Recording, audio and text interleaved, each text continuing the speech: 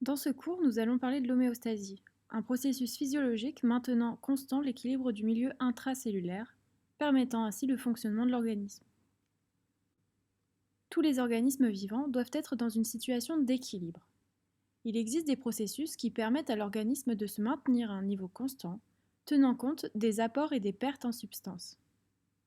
L'apport extérieur peut se faire par l'alimentation et par la synthèse endogène. A l'inverse, on a l'excrétion vers le milieu extérieur et le catabolisme des molécules. C'est de là qu'émane le concept d'équilibre et d'homéostasie. Chez les organismes pluricellulaires, les cellules baignent dans un liquide extracellulaire s'interposant au milieu intracellulaire.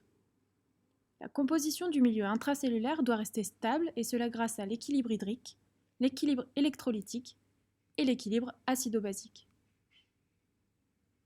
Alors le corps humain doit réguler l'entrée et la sortie des substances, à commencer par l'eau. L'eau représente environ 60% du poids corporel. L'eau se répartit en deux compartiments majeurs, à commencer par le compartiment intracellulaire. Dans une cellule standard, j'entends par là en dehors des adipocytes notamment, la moitié du volume cellulaire est représentée par l'eau qui entoure les organites et les macromolécules à l'intérieur de celle-ci. Le compartiment extracellulaire contient également de l'eau.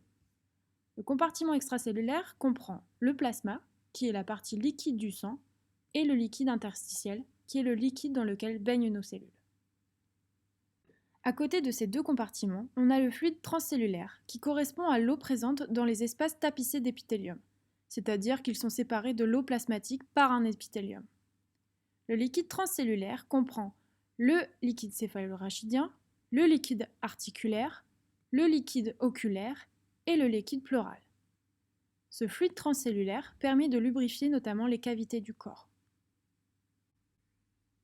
L'eau diffuse librement entre les compartiments extra- et intracellulaires selon la loi de l'osmose. C'est un transfert passif qui donc ne nécessite pas d'énergie pour se faire. Ici sont schématisés des solutés qui ne peuvent pas traverser la membrane, comme représenté ici avec des canaux membranaires trop petits par rapport à la taille des solutés. L'osmose, c'est un phénomène naturel selon lequel l'eau a tendance à se rendre dans le compartiment le plus concentré en soluté, via une membrane semi-perméable. Ainsi, l'eau va égaliser les concentrations en substances dissoutes de part et d'autre des compartiments extra- et intracellulaires. L'apport en eau pour un adulte de poids moyen doit être d'environ 2 litres à 2 litres et demi par jour. Cet apport se retrouve sous trois formes: les liquides ingérés, l'eau contenue dans les aliments et l'eau produite par le métabolisme. À titre d'exemple, l'oxydation du glucose libère des molécules d'eau en plus de libérer de l'énergie et du CO2. Maintenant, voyons les pertes. La déperdition hydrique emprunte plusieurs voies: les reins dans l'urine, l'évaporation par les poumons dans l'air expiré, la transpiration et les matières fécales. La teneur en eau de l'organisme est le résultat d'un équilibre dynamique entre les apports et les pertes que nous venons de voir. Cet équilibre est contrôlé par des mécanismes de régulation qui impliquent une composante comportementale et une composante réflexe neuroendocrinienne. Dans le cas où le volume d'eau plasmatique viendrait à baisser, l'entre-deux se fait par le réflexe de la soif, grâce à des récepteurs au niveau de l'hypothalamus sensibles à une augmentation de la concentration en soluté dans le plasma. L'augmentation de la concentration en soluté dans le plasma déclenche la sécrétion de l'hormone antidiurétique, aussi appelée vasopressine. Cette hormone est une neurohormone puisqu'elle est produite par l'hypothalamus et sécrétée par l'hypophyse postérieure. Ceci a pour conséquence la réabsorption de l'eau par les reins et donc une urine plus concentrée. A l'inverse, la diminution de la concentration en soluté dans le plasma, en cas d'ingestion massive d'eau par exemple, la sensation de soif est inhibée. La sécrétion d'ADH est stoppée, ce qui entraîne l'excrétion d'eau par les reins et donc l'émission d'une plus grande quantité d'urine, une urine diluée. L'équilibre hydrique est étroitement lié à l'équilibre électrolytique dont nous allons parler maintenant. L'équilibre hydroélectrolytique concerne les rapports entre les différents électrolytes et l'eau contenue dans l'organisme. Comme vous pouvez le voir sur cette diapo, la composition électrolytique des compartiments intra- et extracellulaires est différente. Les apports en électrolytes se font par l'eau et l'alimentation, alors que les pertes se font par le biais de la transpiration, des matières fécales et de l'urine. Ici, nous allons nous concentrer sur le potassium, principal électrolyte du compartiment intracellulaire, et sur le sodium, principal électrolyte du compartiment extracellulaire. Ces deux molécules sont constituées d'une charge positive chacun, ce sont des cations. Commençons par le sodium. Il représente 90 à 95% des solutés présents dans l'espace extracellulaire.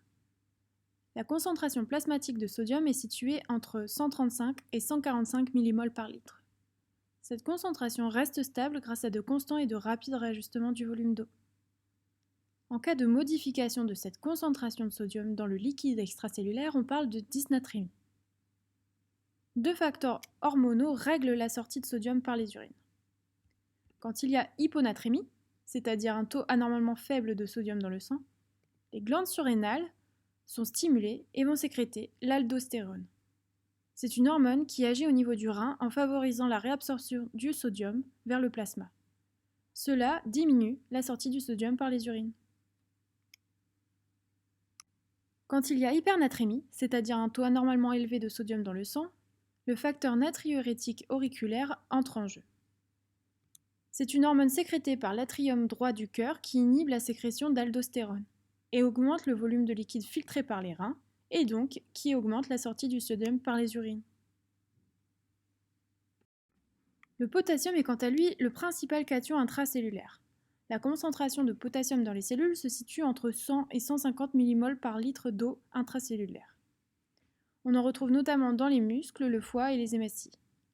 La grande majorité du potassium se retrouve dans les cellules, mais une faible proportion est également présente dans le sang, où la concentration est comprise entre 3,5 et 5 mmol par litre de sang. En cas de modification de la concentration de potassium dans le liquide extracellulaire, on parle de dyskaliémie. Si l'apport en potassium est trop insuffisant, le rein n'arrive pas à compenser, et il s'ensuit alors une hypokaliémie, c'est-à-dire un taux anormalement faible de potassium dans le sang. La correction est délicate et nécessite généralement un apport par voie orale. Une augmentation trop importante de la concentration de potassium dans le liquide extracellulaire stimule les glandes surrénales et provoque ainsi la libération d'aldostérone dans le sang. Ceci va entraîner une évacuation du potassium et un retour à une concentration de potassium normale. Passons à l'équilibre acido-basique lié au pH, autrement dit au potentiel hydrogène. Le pH, c'est une façon de doser les ions H+, nommés protons. L'eau pure a un pH neutre égal à 7. Un acide, c'est une molécule qui donne des ions H+. Son pH varie entre 1 et 7. Alors qu'une base, c'est une molécule qui accepte des ions H+, et son pH varie de 7 à 14. Dans ce cours, on va parler du pH sanguin, qui doit être maintenu aux alentours de 7,40 dans les artères et 7,36 dans les veines.